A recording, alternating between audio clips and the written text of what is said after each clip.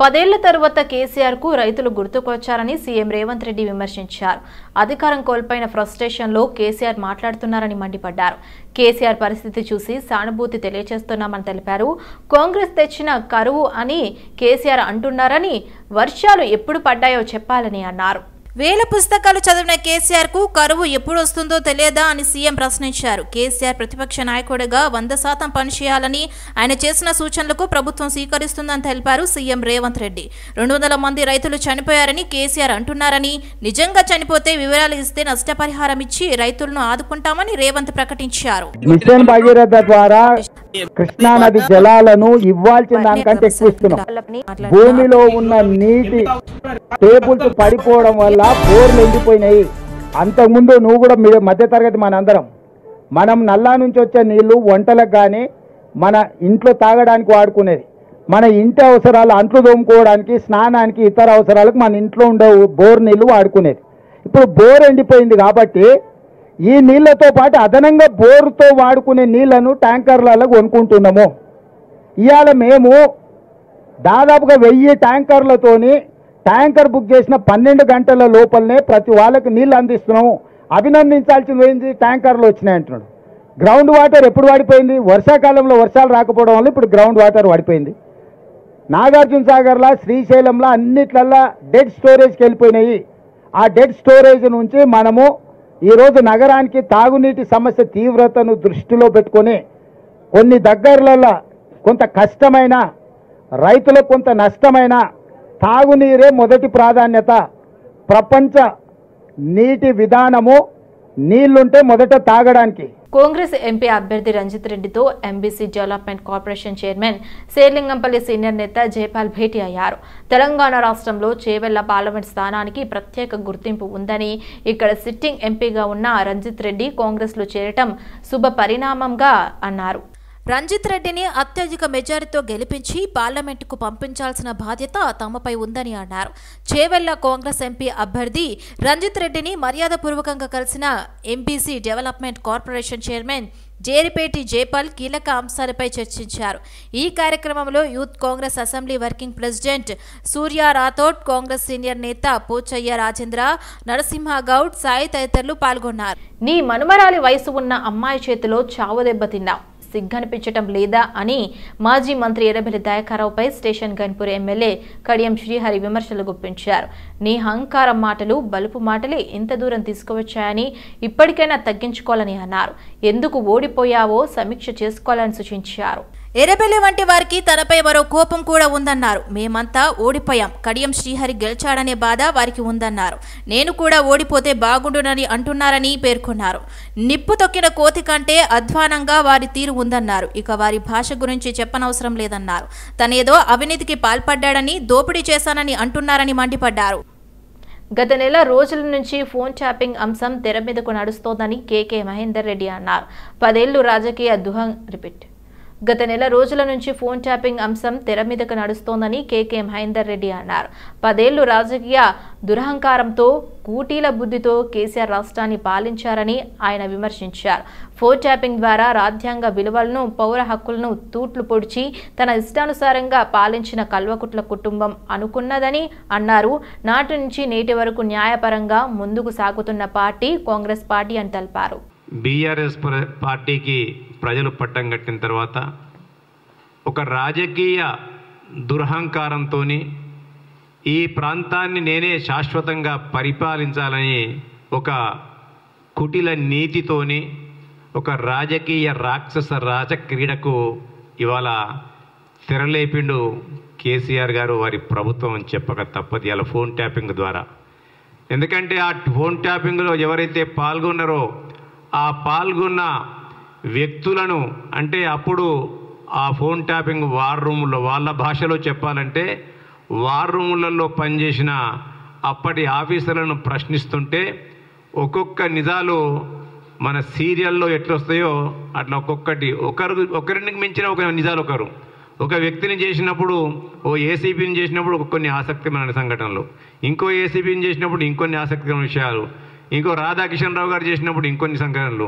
అంటే ఇవన్నీ బేరీజ్ వేసుకుంటూ పోయినట్టయితే, వీటన్నిటి కూడా క్రోడీకరించిపోయినట్టయితే ఇలా ఈ రాష్ట్రంలో ఫోన్ ట్యాపింగ్ ద్వారా శాశ్వతంగా కేసీఆర్ గారు వారి కుటుంబము తెలంగాణ ప్రాంతాన్ని పరిపాలించాలి.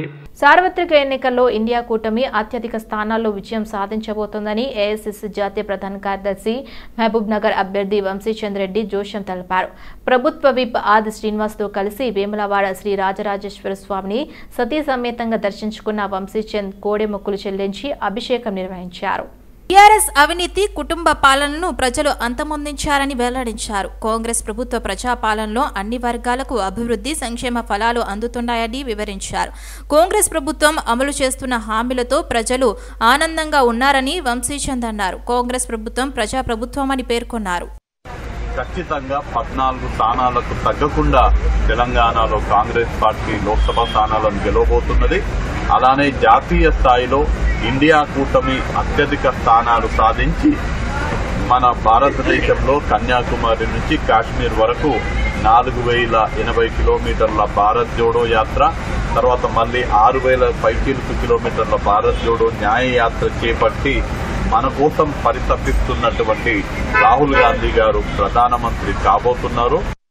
మేడ్చల్ నియోజకవర్గ కార్యకర్తల సమావేశంలో మాజీ మంత్రి కేటీఆర్ పాల్గొన్నారు. ఎంతో కమిట్మెంట్తో 10 కార్పొరేషన్లను మేడ్చల్ కార్యకర్తలు గెలిపించారని అన్నారు. మంచి సేవ చేసే గుణమున్న రాగిడి లక్ష్మారెడ్డిని మనం గెలిపించుకోవాలన్నారు.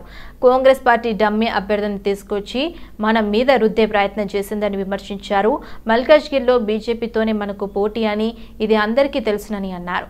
10 ఏళ్లలో మోదీ చేసిందేమిటి, 10 ఏళ్లలో కేసీఆర్ పాలనలో చేసేదేమిటో ఒక్కసారి చూసుకోవచ్చనని తెలిపారు. కేసీఆర్ ఎన్నో అభివృద్ధి సంక్షేమ కార్యక్రమాలు చేశారని అన్నారు. రేవంత్ రెడ్డి గారు తెలంగాణ పిల్లలు చైతన్యవంతులు, అమాయకులు కాదు. నువ్వు ఆల్రెడీ గత ప్రభుత్వం ఇచ్చిన 30,000 ఉద్యోగాలు నీ ఖాతాలో వేసుకునే ప్రయత్నం చేస్తా ఉన్నావు. అది లెక్కకు రాదు. అది కేసీఆర్ ఇచ్చిన ఉద్యోగాల కిందకే పోతుంది. నువ్వు చెప్పిన 2 లక్షల ఉద్యోగాలు నువ్వే నోటిఫికేషన్లు ఇవ్వాలి, నువ్వే పరీక్షలు పెట్టాలి. ఒకటే సంవత్సరంలో 2 లక్షల ఉద్యోగాలు నీ ప్రభుత్వం మాటిచ్చినట్టు నిలుపుకోవాలని చెప్పి కూడా డిమాండ్ చేయవలసిన బాధ్యత మన మీద ఉన్నది. ఈటల రాజేందర్ గారి గురించి కానీ బీజేపీ గురించి కానీ నేను మిమ్మల్ని ఆలోచించమని కోరేది ఒకటే.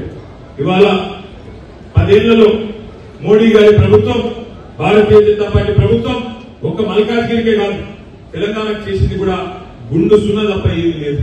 ఎందుకంటారా, దేశంలో ఎన్నో మెడికల్ కాలేజీలు ఇచ్చిన మోడీ గారు, కానీ మన రాష్ట్రానికి మాత్రం ఆయన ఇచ్చిన మెడికల్ కాలేజీ ఏంటో తెలుసా మీకు? రైతు సమస్యలు పరిష్కరించడంలో కాంగ్రెస్ ప్రభుత్వం పూర్తిగా విఫలమైందని మాజీ మంత్రి సబితా ఇంద్రారెడ్డి అన్నారు. రైతులు పండించిన ధాన్యానికి క్వింటాలకు 500 బోనస్, నష్టపోయిన పంటకు ఎకరాకు 25,000 పరిహారం ఇవ్వాలని డిమాండ్ చేశారు. కొంగార కాలంలోని రంగారెడ్డి కలెక్టర్ కార్యాలయంలో మాజీ మంత్రి సబితా ఇంద్రారెడ్డి నేతృత్వంలో జిల్లా ఎమ్మెల్యేలు అరకెపూడి గాంధీ, యాదయ్య, ప్రకాష్ గౌడ్, ఎమ్మెల్సీ సురభివాణి, ఇతర ముఖ్య నేతలు అదనపు కలెక్టర్లకు వినతి పత్రం ఇచ్చారు. ఎన్నికల ముందు కాంగ్రెస్ ప్రభుత్వం 6 గ్యారంటీ అమల్లో భాగంగా రైతులకు పెట్టుబడి సాయం కింద 15,000 రూపాయలు ఇస్తామని చెప్పి ఇంతవరకు ఇవ్వకపోవడం రైతుల పట్ల కాంగ్రెస్ ప్రభుత్వం కపట ప్రేమ ఉందని సబితా ఇంద్రారెడ్డి మండిపడ్డారు. అయితే రాష్ట్రంలో వివిధ ప్రాజెక్టులలో నీరు సస్యశ్యామలంగా ఉన్నా గానీ రైతులకు విడుదల చేయకపోవడం వల్లనే పంటలు ఎండిపోయాయని సబితారెడ్డి అన్నారు. ఇప్పటికైనా ప్రభుత్వం స్పందించి రైతు సమస్యలను పరిష్కరించాలని, లేని ఎడల బీఆర్ఎస్ ఆధ్వర్యంలో ఆందోళన ఉధృతం చేస్తామని ప్రభుత్వాన్ని హెచ్చరించారు. మంచినీటి సమస్య ఎట్లా వస్తుంది, కరెంట్ సమస్య ఏమొస్తుందని కనీసం రివ్యూస్ కూడా చేసుకోకుండా, కానీ ఎక్కడ ఇబ్బంది జరుగుతుంది అనేది కూడా కనీసం ఫాలోఅప్ చేయకుండా పాలన గాలి వదిలేసి ఎంతసేపు గేట్లు తెరుస్తాం అనేది అయితే మాట్లాడుతున్నారో చాలాసార్లు చెప్పినాం. మీరు ఆ గేట్లు తెరచుడు కాదు, ప్రాజెక్టుల గేట్లు తెరవండి, ముందు రైతులకు నీళ్ళు ఇవ్వండి అని చాలాసార్లు చెప్పినా కూడా ప్రభుత్వం పెడిచోని పెట్టిన విషయాన్ని దృష్టిలో పెట్టుకుని రాష్ట్ర వ్యాప్తంగా పార్టీ ఆధ్వర్యంలో కలెక్టరేట్లో రిప్రజెంటేషన్ ఇవ్వడం జరిగింది. ఒకటి, ప్రాజెక్టులలో నీళ్లున్నాయి, రైతులకు నీళ్లు రిలీజ్ చేయాలని ఒకటైతే, రెండవది 24 గంటల కరెంట్ ఉన్నా కూడా నిర్వహణ లోపంతో నష్టం చేస్తూ ఉన్నారు. రైతులకు పవర్ ప్రాబ్లం లేకుండా చూసుకోవాల్సిన అవసరం ఉంది. ఒకటి, పంటలు ఎండిపోయి రైతులందరూ కూడా ఆత్మహత్య చేసుకున్న సందర్భంలో ఎండిన పంటకి ఎకరాకి 25,000 ఇవ్వాలనేది ఒకటి. ఎన్నికల కన్నా ముందు మీరు ఏదైతే హామీ ఇచ్చున్నారో పంట కొంటున్నప్పుడు, వరిధాన్యం కొంటున్నప్పుడు మద్దతు ధరతో పాటు 500 రూపాయలు బోనస్ ఇస్తామని అన్నారు.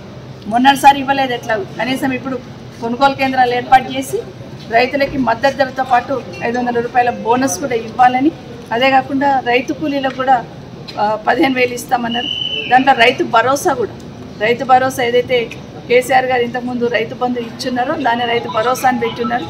ఎకరాకి 10,000 ఇస్తే ఎన్నికలు అయిపోగానే డిసెంబర్లోనే 9వ తారీఖుననే ఎకరాకి 15,000 ఇస్తామన్నారు. సచివాలయానికి బీఆర్ఎస్ పార్టీ ఎమ్మెల్యేలు వెళ్లారు. రైతులు పండించిన వరి పంటకు ఎకరాకు 25,000 రూపాయల చొప్పున నష్టపరిహారాన్ని చెల్లించాలని, మద్దతు ధరకు అదనంగా క్వింటాల్కు 500 రూపాయల బోనస్ ఇవ్వాలని ప్రభుత్వాన్ని ఎమ్మెల్యేలు కోరారు.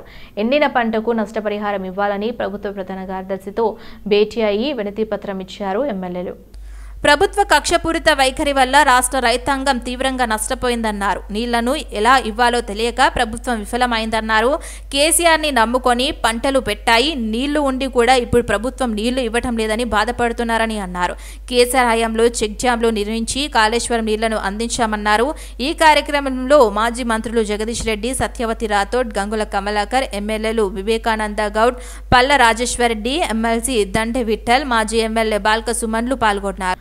అంబర్పేట నియోజకవర్గంలో కేంద్ర మంత్రి కిషన్ రెడ్డి పర్యటించారు. ఈ ఎన్నికలు దేశానికి ఎవరు ప్రధానిగా ఉండాలనేది నిర్ణయించబోతున్నాయని కిషన్ రెడ్డి అన్నారు. మోదీకి ముందు, మోదీ తర్వాత దేశంలో పాలన ఎలా ఉందో అందరూ ఆలోచించాలని ఆయన తెలిపారు.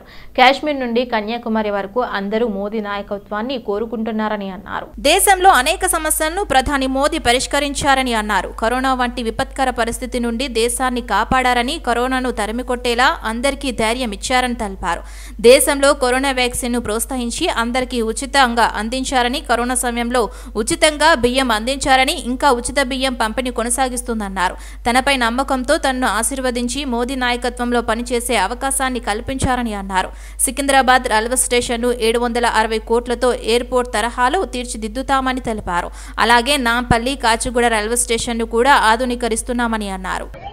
314వ వర్ధంతి కార్యక్రమాన్ని, పాపన్నగౌడ యొక్క బలిదాన కార్యక్రమాన్ని చాలా పెద్ద ఎత్తున అన్ని వర్గాల ప్రజలు జరుపుకుంటున్నారు. ఎందుకంటే వారు బడుగు బలహీన వర్గాల కోసం మరి అనేక పోరాటాలు చేసి మరి అనేక రాజ్యాలను ఆయన జయించి ఒక మంచి పరిపాలన ఇవ్వడం జరిగింది. వారి జయంతి ఉత్సవాలు కానీ, బలిదాన ఉత్సవాలు కానీ జరుపుకోవడం అనేటువంటిది ఆనవాయితీగా ఇటీవల కాలంలో జరుగుతూ ఉంది. మనకందరికీ తెలుసు, నేను మరి కేంద్ర మంత్రి అయిన తర్వాత సర్దార్ సర్వాయి పాపన్నగౌడ యొక్క పోస్టల్ స్టాంపును కూడా నేను రిలీజ్ చేయడం జరిగింది.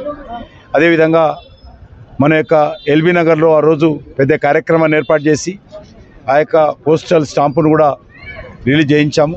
ధరణి కుంభకోణంలో బీఆర్ఎస్ అధినేత కేసీఆర్, వర్కింగ్ ప్రెసిడెంట్ కేటీఆర్ ఉన్నప్పటికీ ముఖ్యమంత్రి రేవంత్ రెడ్డి ఎందుకు మౌనంగా ఉన్నారు అని బీజేపీ శాసనసభ పక్షనేత ఏలేటి మహేశ్వర్ రెడ్డి నిలదీశారు. ఆయన కాంగ్రెస్, బీఆర్ఎస్లపై తీవ్రస్థాయిలో మండిపడ్డారు. బీజేపీ రాష్ట్ర కార్యాలయంలో ఏర్పాటు చేసిన సమావేశంలో మాట్లాడారు. కాంగ్రెస్ పార్టీ బ్లాక్మెయిల్ రాజకీయాలకు పాల్పడుతోందని ఆరోపించారు. భూ కబ్జాలు చేసిన కేశవరావు, రామ్మోహన్లను కాంగ్రెస్ పార్టీలో ఎలా చేర్చారన్నారు అని ప్రశ్నించారు. వారు కాంగ్రెస్లో చేరగానే భూ కబ్జాలు మాసిపోయి కడిగిన ముత్యంలా తయారయ్యారా అని ఎద్దేవా చేశారు. కాంగ్రెస్ ప్రభుత్వం బిల్లుల క్లియరెన్స్ కోసం బీ ట్యాక్స్ వసూలు చేస్తోందని ఆరోపించారు. బీ ట్యాక్స్ అంటే భట్టి ట్యాక్స్ ఏమో మరి తనకేదైనా తెలియదన్నారు. బీ ట్యాక్స్ పేరుతో 8 నుంచి 9% కమిషన్ తీసుకుంటున్నామని అన్నారు. వారు పిసిసి అధ్యక్షుడిగా ఉన్నప్పుడు ధరణి కుంభకోణం దాదాపు 20 లక్షల మంది రైతులు నష్టపోయారు. కొన్ని లక్షల ఎకరాలు ఈ భూ కుంభకోణంలో లక్షల ఎకరాలు మాయమైనాయి. లక్షల ఎకరాలు ప్రైవేట్ వాళ్ళ చేతులకు వెళ్ళి మరి లక్షల కోట్ల రూపాయల కుంభకోణం జరిగింది. దాన్ని బయటకు తీస్తారని చెప్పినటువంటి వ్యక్తి ఈరోజు 115 రోజులు గడుస్తున్నా ఇప్పటి వరకు ఈ భారీ కుంభకోణాన్ని ఎందుకు వెలికి తీయలేకపోతా ఉన్నారని అడుగుతా ఉన్నాను. ఏదో ఒక అంశాన్ని తెర మీదకి తీసుకురావడం, ఏదో ఒక అంశాన్ని తెర మీదకి తీసుకొచ్చేసి దీన్ని దారి మళ్లించే ప్రయత్నం జరుగుతున్నదాన్ని అనుమానాలు వస్తూ ఉన్నాయి. నేను ఒకటే అడుగుతా ఉన్నాను, 1940లో జరిగినటువంటి సమగ్ర సర్వే తర్వాత 84 సంవత్సరాల్లో ఇప్పటి వరకు సమగ్ర సర్వే జరగలేదు. సమగ్ర సర్వే జరగాలని ఈ రాష్ట్రంలో ఉన్నటువంటి అన్ని భూములను హైదరాబాద్ ఉప్పల్ ప్రెస్ క్లబ్ లో జరిగిన దాడికి బీజేపీ ఎలాంటి సంబంధం లేదని రాష్ట్ర బీజేపీ ఉపాధ్యక్షుడు మాజీ ఎమ్మెల్యే ఎన్వీఎస్ఎస్ ప్రభాకర్ అన్నారు. దళిత నాయకుడు సంపత్ కు ఉప్పల్ కు ఎలాంటి సంబంధం లేదని తెలిపారు. కాంగ్రెస్ బీఆర్ఎస్ నాయకులు సంపత్ వెనుకల ఉండి నడిపిస్తున్నారని అన్నారు. మల్కాజ్గిరి బీజేపీ అభ్యర్థి ఈటల రాజేందర్ గెలుపు ఖాయమని తెలిపారు. ప్రజల్లో వస్తున్న ఆదరణ చూసి కాంగ్రెస్ బీఆర్ఎస్ నాయకులు దళిత నాయకుడు సంపత్ ను వాడుకుంటున్నారని ప్రభాకర్ అన్నారు. ఆ పరిసర ప్రాంతాలకి మా బీజేపీకి సంబంధించినటువంటి ఇద్దరు అధ్యక్షులు అట్లాగే ఒక పార్లమెంటు యువమోర్చా కన్వీనరు అక్కడ ఉండటం జరిగింది. కారణం ఈటల రాజేంద్ర గారు రేపు చిల్కానగర్లో ఒక రోడ్ షోకి వస్తున్నారు. ఆ రోడ్ షోకి సంబంధించినటువంటి కార్యక్రమాన్ని చెప్పాలని విలేకరులకు తెలియజేయాలన్నటువంటి ఆలోచనతో పాటు విలేకరులందరినీ కూడా రప్పించాలన్నటువంటి ఒక సదభిప్రాయంతో వారు ఆ సమయానికి వచ్చేసరికి లోపల ప్రెస్ నడుస్తుంది అనగానే వాళ్ళు ఆగిపోయి బయటనే ఉన్నటువంటి విషయాన్ని నేను మీకు ఈ సందర్భంగా మనవి చేస్తూ ఉన్నాను. కాబట్టి ఈ దాడికి బీజేపీకి సంబంధం లేదు, ఈ దాడికి ఈటలకి అంతకంటే కూడా సంబంధం లేదు. జరిగినటువంటి ఒక పరిణామంలో అక్కడ ఉన్నటువంటి దళితులు కొంతమంది ఈటల రాజేంద్ర గారు దళితులకు వ్యతిరేకంగా మాట్లాడాడు చేశాడు అన్నటువంటి అంశాన్ని తట్టుకోలేక జరిగినటువంటి ఒక సంఘటన, జరిగినటువంటి ఒక విషయంలో మన విలేకరులకు సంబంధించినటువంటి మైకులు అవి మరి అక్కడ ధ్వంసం కావటం చాలా బాధాకరమైనటువంటి విషయం అని చెప్పని ఆ పార్టీని తెలంగాణ కోసం ఎంతో మంది యువకుల ప్రాణాలను బలిగొన్నందుక కాంగ్రెస్ పార్టీకి తెలంగాణ ప్రత్యేకమని బీజేపీ అధికార ప్రతినిధి పోరెడ్డి కిషోర్ రెడ్డి ప్రశ్నించారు. తప్పుడు హామీలతో ప్రజలను మరోసారి మభ్యపెట్టే ప్రయత్నం జరుగుతుందన్నారు. పొలం బాట పట్టిన కేసీఆర్ రైతులకు పంటల బీమా పథకాన్ని అమలు చేయలేదన్నారు. ప్రధానమంత్రి మోదీ చేసిన పనులనే ప్రజల్లోకి తీసుకెళ్తామంటున్న పోరెడ్డి కిషోర్ రెడ్డితో మా bureau chief Srinivas face to face. BJP రాష్ట్ర అధికార ప్రతినిధి పోరెడ్డి కిషోర్ రెడ్డి మనతో ఉన్నారు. చెప్పండి కిషోర్ రెడ్డి గారు, కాంగ్రెస్ జాతీయ మేనిఫెస్టోకు తెలంగాణ వేదిక ఎంచుకుంది, ఇక్కడి నుంచి ప్రారంభిస్తారని సన్నాహాలు జరుగుతున్నాయి తొక్కుగూడలో, దీన్ని ఎట్లా చూస్తారు? ఇప్పుడు ఈరోజు కాంగ్రెస్ 3 రాష్ట్రాల్లో పవర్లో ఉందండి స్వతహాగా. అటు హిమాచల్ ప్రదేశ్, ఇటు కర్ణాటక, ఇటు తెలంగాణ. అందులో హిమాచల్ ప్రదేశ్ మొన్నే మీరు చూశారు రాజ్యసభ ఓటింగ్ అప్పుడు, అది ఎన్ని రోజులు ఉంటుందో ప్రభుత్వం అన్న టైప్లో హిమాచల్ ప్రదేశ్ ఉంది. ఇక కర్ణాటక పరిస్థితి కూడా అక్కడ కరెంటే కానివ్వండి, వాటరే కానివ్వండి, ఇప్పుడు ఉన్న క్రైసిస్లే కానివ్వండి, అంతర్గత కలహాలే కానివ్వండి, ఆ పరిస్థితి కూడా అక్కడ కూడా పెద్దగా సక్సెస్ చేయలేము అన్న టైప్లో ఉన్న పరిస్థితి. ఇక కొత్తగా వచ్చారు చేయబట్టి 4 నెలలే అయింది చేయబట్టి ఇక్కడ అధికారంలోకి, ఇంకా పూర్తిగా విషయం ప్రజలకి గ్రహించినట్టుగా కూడా లేరు చేయబట్టి తెలంగాణ అయితే మనం అట్లీస్ట్ మొహం చూపించడానికి ఉంటుంది అన్న టైప్లో వస్తున్నారని నేను అనుకుంటున్నాను. ఇంకెక్కడ ఏమున్నాయి, ఏ రాష్ట్రంలో పోయి పెడతారు పాపం. అంటే ఈరోజు ఏర్పాట్లను పర్యవేక్షిస్తూ సీఎం పిసిసి అధ్యక్షుడు రేవంత్ రెడ్డి తెలంగాణ కాంగ్రెస్కు తెలంగాణ ప్రత్యేకం, తెలంగాణ ఇచ్చిన పార్టీ కాబట్టి ఇక్కడి నుంచి మేము చేస్తున్నాము, 5 గ్యారంటీలు చేస్తాము జాతీయ స్థాయిలో అంటున్నారు. ఈ 5 గ్యారంటీలు ఏంటి? ఇప్పుడు తెలంగాణ ఇచ్చిన పార్టీ అనొచ్చు, దాని ఏముంది. ఆ రోజు వారు ప్రభుత్వంలో ఉన్నారు చేయబట్టి అన్నారు. కాకపోతే ఎంతమంది చనిపోయిన తర్వాత, ఎన్ని ఆత్మహత్యలు బలిదానాలు అయిన తర్వాత ఇచ్చిన అనేది వారికి తెలుసు. రేవంత్ రెడ్డి గారు సోనియా గాంధీని ఏమన్నారో కూడా తెలుసు. ఇంతమంది చనిపోతుంటే రేవంత్ రెడ్డి గారు సోనియా గాంధీని ఏమన్నారో కూడా తెలుసు. కాబట్టి ఇక్కడి నుంచే మరి వారన్న పదాల్లో చెప్పాలంటే ఇక్కడి నుంచే ఎక్కువగా బలి జరిగింది చేయబట్టి ఇక్కడ ప్రత్యేకమైన అంటే మరి మనం దానికి ఏం చెప్పలేము. కానీ ఇప్పుడు 5 గ్యారంటీలు అంటున్నారు, 6 గ్యారంటీలు అనుకుంటా. ఇక్కడ కర్ణాటకలో 5 గ్యారంటీలు, జాతీయ స్థాయిలో ఇప్పుడు 5 గ్యారంటీలు ఇస్తారు. ఇప్పుడు ఇచ్చిన 6 గ్యారంటీలు 100 రోజుల్లో పూర్తి చేస్తామన్నారు, అట్లీస్ట్ మొదలు పెడతామన్నారు. ఇంతవరకు మొదలుపెట్టేది లేదు. సోనియా గాంధీ గారి పుట్టినరోజు రోజు డిసెంబర్ 9 రోజు 2 లక్షల రుణమాఫీ అన్నారు. ఇప్పుడు కాస్త పరిస్థితులు కూడా ఈసారి వర్షాభావం వల్ల కొన్ని పొలాలు ఎండిపోతున్నాయి, పంట నష్టం లేదు, సమయానికి రైతు బంధు ఇవ్వలేకపోతున్నారు. రైతు భరోసా 15,000 తర్వాత విషయం, కౌలు రైతుల విషయం తర్వాత, రైతు కూలీల విషయం తర్వాత, అంతకుముందు రైతులకు ఇచ్చే 10,000 ఏదైతే ఉండిందో రైతు బంధు స్కీమ్ కింద అదే సమయానికి ఇవ్వలేకపోతున్నారు. పంట అయిపోయిన తర్వాత నిన్నమన్నా కదా 5 ఎకరాలు ఉన్న వాళ్ళకి వచ్చింది, దానిపైన ఉన్న వారికి అయితే ఇంతవరకు లేదు. సో ఇక ప్రత్యేకం అంటే మరి ఇక్కడ ఈ జనాలకు ఇష్టం వచ్చింది వాగ్దానాలు చేయొచ్చు, కానీ మనం ఏమి ఇంప్లిమెంట్ చేయకపోయినా కానీ మన తెలంగాణ వాళ్ళు పెద్దగా మంచి పెద్ద హృదయం ఉన్న వాళ్ళు చేయబట్టి ఇక్కడనైతే మనం ఏదైనా మాట్లాడవచ్చు, మనల్ని ఎమ్మటే ఇమీడియట్గా తప్పుపట్టరు, మొహం చెల్లుతుంది మనకి. అంటే ఎందుకంటే వాళ్ళు మంచి దీంతో ఉదార స్వభావాలు కదా తెలంగాణ వాళ్ళు అని చెప్పి ఇక్కడ పెట్టుకుంటున్నారు. అలాగే చాలా రోజుల తర్వాత కేసీఆర్ నిన్న పొలం బాట పట్టారు. దాన్ని ఎట్లా చూస్తారు మీరు మీ పార్టీ పరంగా? ఆ పొలం బాట విషయంలో దాని మీద ఎట్లా మీ విధానం? ఇప్పుడు ఈరోజు వర్షాభావం, వర్షాలు తక్కువై నీళ్ళు లేక ఎండిపోతున్నాయి, పొలం బాట పట్టారు. అంతకుముందు వడగండ్ల వాన వచ్చింది, గోదావరిలో ఇది వచ్చి వరదలు వచ్చి కొట్టుకుపోయినాయి, భద్రాచలంలో ఇవన్నీ జరిగినాయి కదా. నిజామాబాద్ సైడ్ వర్షాలు ఎక్కువయ్యి ఇది వస్తే హైకోర్టు దాకా పోవాల్సి వచ్చిందండి రైతులు. ఏది మన కేసీఆర్ గారే కదా అసలు రైతులకు పంట బీమా ఉన్నదాన్ని తీసిపడేసి, అసలు నష్టాలు జరిగినప్పుడు పంట బీమా ఉంటే వాళ్ళకి ఆటోమేటిక్గా లాభం అయ్యేది కదా. హైకోర్టు వరకు పోయి అప్పీల్ చేసుకోవాల్సి వచ్చింది రైతులకి పంట నష్టం కోసం అని చెప్పి. ఇప్పటికి కూడా పూర్తిగా ఎప్పుడు ఇచ్చిన దాఖలాలు లేవు. ఎన్నో ప్రామిసులు చేశారు వారు. ఈరోజు మళ్ళీ రాజకీయం చేయబోతున్నారు, కానీ ప్రజలకు మొన్ననే కదా 4 నెలలే అవుతోంది. వారి ఎమ్మెల్యేలు ఎంపీలే నమ్మట్లేరు, కేసీఆర్ గారిని నమ్మట్లేరు, కేటీఆర్ కవిత గారిని నమ్మట్లేరు, వారి మొదటి కుటుంబాన్ని ఫస్ట్ ఫ్యామిలీ అంటాము, వారి కుటుంబాన్ని నమ్మట్లేరు, వారి పార్టీకి మనుగడ ఉంటుందని చెప్పి వాళ్ళ నాయకులే అనుకోవట్లేదు. ఇప్పుడు అంతకుముందు ఎంపీలుగా ఉన్నవారు ఇప్పుడు ఈరోజు ఎంతమంది ఉన్నారు? ఎంతమంది ఉత్సుకత చూపిస్తున్నారు బీఆర్ఎస్ నుంచి పోటీ చేయాలని? మీరు కడియం కావ్య గారి విషయమే చూశారు, ఆరూరు రమేష్ గారి విషయమే చూశారు, ఇటు పాటిల్ గారి విషయం చూశారు, అటుపోతే మన రాములు గారి విషయం చూశారు నాగర్ కర్నూలులో. ఇంకెంతోమంది నాయకులు, రంజిత్ రెడ్డి గారిని చూశారు. ఇక్కడ ఎంతోమంది నాయకులు పార్టీకి భవిష్యత్తు లేదు అని వారు తేల్చేశారు. ఈరోజు కాళేశ్వరం ఏం జరిగిందో మనందరికీ తెలుసు. అది కప్పిపుచ్చుకోవడానికి ఇవాళ ఏదో రైతు బంధు అన్న టైప్లో మీరు బయటకు వస్తే మరి ఇన్ని రోజులు ఏం చేశారు? ప్రజల వద్దకి అసలు ఇంతవరకు మీరు బయటికే రారైతే. ఇప్పటికి కూడా మీరు ఒక ప్రతిపక్ష 39 సీట్లు ఇచ్చారు, ఒక ప్రతిపక్ష నాయకునిగా ప్రజల కన్సర్న్స్ అసెంబ్లీలో పెడతారంటే అసెంబ్లీకే రారైతే. ఇక వారు దాని మీద ఏం మాట్లాడతామండి అంతకంటే. ఇది మొత్తం మీద ఇటు కేసీఆర్ పొలం బాట పట్టడం, ఆయన మరొకసారి రాజకీయం చేయడానికే ఆ మార్గాన్ని ఎంచుకున్నట్టు చెప్తున్నారు. అదేవిధంగా అటు కాంగ్రెస్ కూడా కాంగ్రెస్ మేనిఫెస్టో, జాతీయ మేనిఫెస్టో ప్రారంభానికి ఆవిష్కరణకు తెలంగాణ ఎంచుకోవడం అంటే ఇక్కడ ప్రజలు సహృదయులు, చాలా సౌమ్యులు కాబట్టి ఇక్కడ ఏది చేసినా చెల్లుతుందని, ఎన్నో బలిదానాల తర్వాత తెలంగాణ ఇచ్చిన విషయం కూడా ప్రజలు మర్చిపోతారా?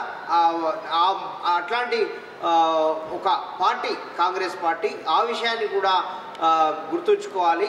ఆ విషయాలు అంటే ఇవన్నీ విషయాలను మర్చిపోయి కూడా ప్రజలు ఆదరిస్తారు.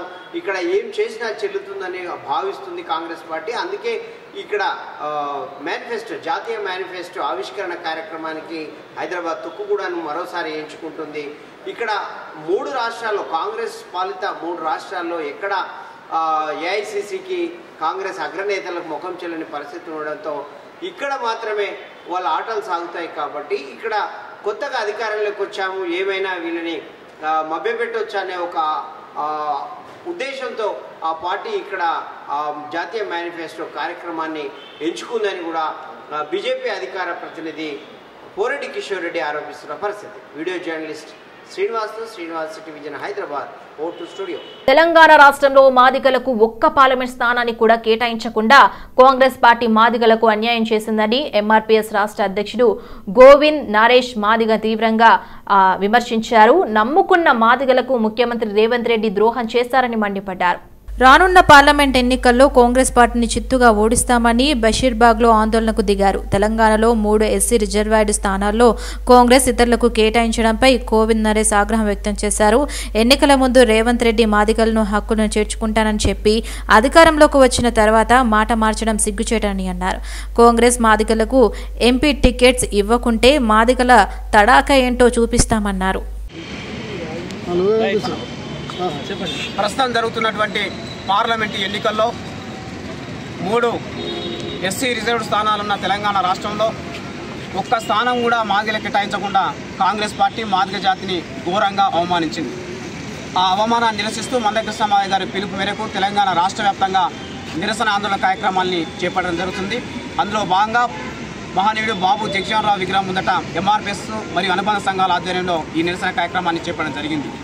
ఇవాళ తెలంగాణ రాష్ట్రంలో మాదిగలకు ఒక్క పార్లమెంట్ స్థానం దక్కపోవడం వెనుక రేవంత్ రెడ్డి గారి కుట్ర, మల్లికార్జున ఖర్గే గారి కుట్ర, బట్టి విక్రమార్క గారి కుట్ర ఉందని మాదిగ జాతి స్పష్టంగా అర్థం చేసుకుంటుంది. రేవంత్ రెడ్డి గారు మాదిగల సభకు వచ్చి నేను జెడ్పీటీసీ నుండి మొదలుకొని ఎమ్మెల్సీ వరకు, ఎమ్మెల్సీ నుండి మొదలుకుంటే ఎమ్మెల్యే వరకు, ఎమ్మెల్యే నుండి మొదలుకుంటే ఎంపీ వరకు, తెలంగాణ కాంగ్రెస్ పార్టీ అధ్యక్షుడి వరకు నేను ఎదగడం వెనుక, నా రాజకీయ ఎదుగుదల వెనుక నా సొంత సామాజిక వర్గం ఉందో లేదో నాకు తెలియదు, కానీ మాదిగ జాతి మాత్రం నన్ను గుండెల్లో పెట్టుకుని నేను ఈ స్థాయికి ఎదగడానికి తోడ్పడ్డది. మళ్లీ తెరపైకి వచ్చిన ఆగ్రా స్వీట్ పంచాయతీ. మా దుకాణంలోకి మేం వెళ్తే మాపైనే కేసుల. ఇదెక్కడి న్యాయం? కబ్జాదారుడికే పోలీసులు వత్తాసు పలుకుతూ మాకు తీరని అన్యాయం చేస్తున్నారని ముఖ్యమంత్రి రేవంత్ రెడ్డి స్పందించి న్యాయం చేయాలని ఆగ్రా స్వీట్స్ యజమాని కుమార్తె ఆనమిక ఘోష్ కోరారు. ఎల్లారెడ్డి కూడా ఆగ్రా స్వీట్స్ బయట ఆమె మాట్లాడారు. ఇంత అన్యాయం కూడా ఎక్కడ చూడలేదని ఆవేదన వ్యక్తం చేశారు. ఆగ్రా స్వీట్ షాప్ లైసెన్స్ తమ పేరుతో ఉందని, ఇంట్లోని డాక్యుమెంట్, డబ్బు, బంగారం, 2 కోట్ల విలువైన డాక్యుమెంట్లను దినేష్ కాచ్వా తీసుకెళ్లాడని అన్నారు. అయితే షాప్ను ఆధీనంలోకి తీసుకొని తమపైనే కేసులు పెడుతున్నాడని తెలిపారు. మధురానగర్, బోరబండ, సనత్ నగర్ పోలీస్ స్టేషన్లో కేసులు కూడా నమోదు అయ్యాయని అన్నారు. అతనిపై దాడి చేసినందుకు పోలీసులు తమను పట్టించుకోవటం లేదని ఆమె వాపోయారు. దినేష్ కాచ్వాపై చట్టపరమైన చర్యలు తీసుకోవాలని Hyderabad commissioner of police CM Revanth Reddy చొరవ తీసుకోవాలని కోరారు.